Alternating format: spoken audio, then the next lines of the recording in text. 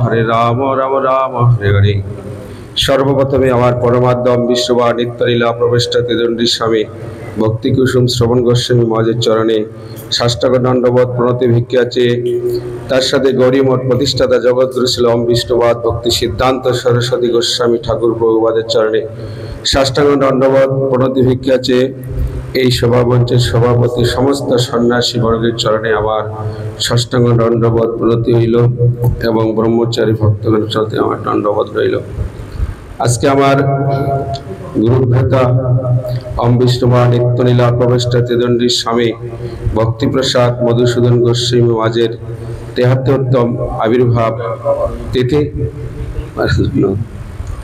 তাই এই তিথিতে বিভিন্নভাবে ওনার উৎসব হচ্ছে। সেই মহারাজ খুব পরম দয়ালু ছিলেন। তিনি আমাকে বলতেন যে সন্ন্যাস গ্রহণ করো, এইভাবে অনেক প্রেরণা জাগাইতেন। আমার গুরু ভাই তিনি শ্রী গোবিন্দ কুণ্ডে ভজন করতেন। আমি প্রতি বৎসর মহারাজকে দেখা করতাম। গোবিন্দ কুণ্ডে যখন ভজন করতেন তখন শ্রীধাম বৃন্দাবনে রাধাকুণ্ডে যখন আমি গৌরীমঠে থাকতাম, মহারাজকে দর্শন করতাম। উনি গিরিরাজ পরিক্রমা করতেন প্রতিদিন। তখন পরিচিতি ছিল না। যখন পরিচিতি হলো, উনি সন্ন্যাস গ্রহণ করলেন, আচার্য হলেন।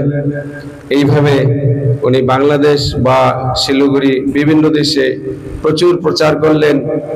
অল্প সময়ের মধ্যে তিনি আমাদেরকে রেখে এই জগতে চলে গেলেন।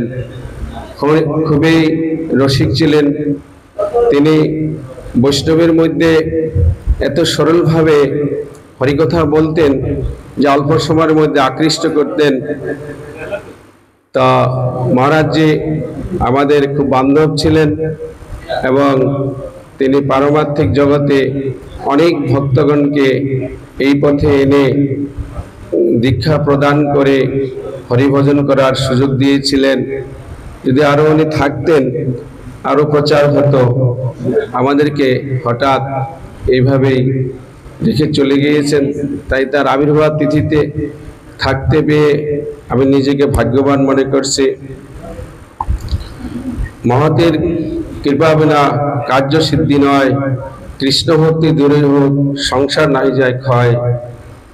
তো মহৎ গুরু বৈষ্ণবগণের কৃপা ছাড়া আমরা হরিভজনে আগাইতে পারবো না। বৈষ্ণব ঠাকুর দয়ার সাগর এদাসে করুণা করি, দিয়া বুদ্ধ ছায়া সুদয় আমারে তোমার চরণ ধরে। তাই বৈষ্ণবগণ মহাপ্রভুর পার্শ্বদ অন্তর্যামী। তাই তাদের কৃপা ছাড়া আমরা পারমার্থিক জগতে যেতে পারবো না।